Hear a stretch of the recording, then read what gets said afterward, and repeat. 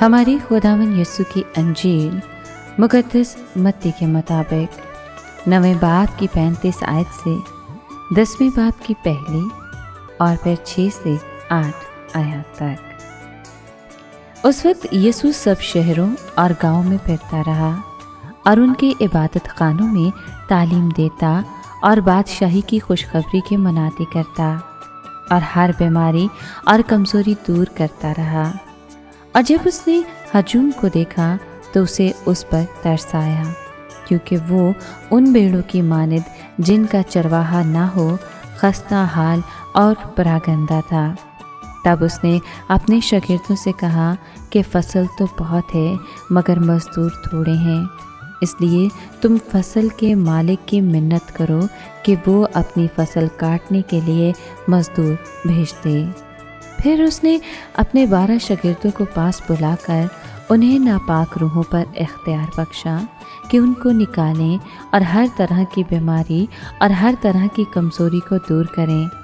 اسرائیل کے گھرانے کی کھوئی ہوئی بھیڑوں کے پاس جانا اور چلتے چلتے یہ منادی کرنا کہ آسمان کی بادشاہی نزدیک آ گئی ہے۔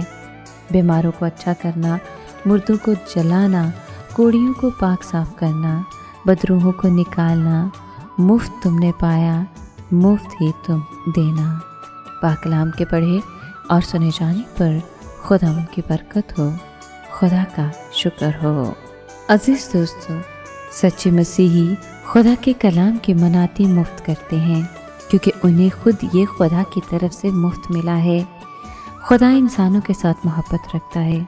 ہم اس محبت کے لائق تو نہیں کیونکہ آدم کی وجہ سے ہم سب گناہ اور موت کی حالت میں ہیں، پھر بھی خدا نے محبت ظاہر کرتے ہوئے اپنا بیٹا ہمارے لیے بخش دیا تاکہ ہمیں گناہ سے چھٹکارا مل سکے۔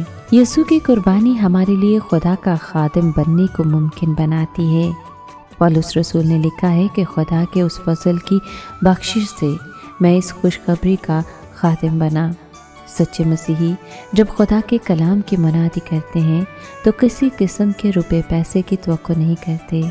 انہوں نے اس خوشخبری کو مفت پایا اور وہ لوگوں کو یہ خوشخبری مفت ہی سناتے ہیں۔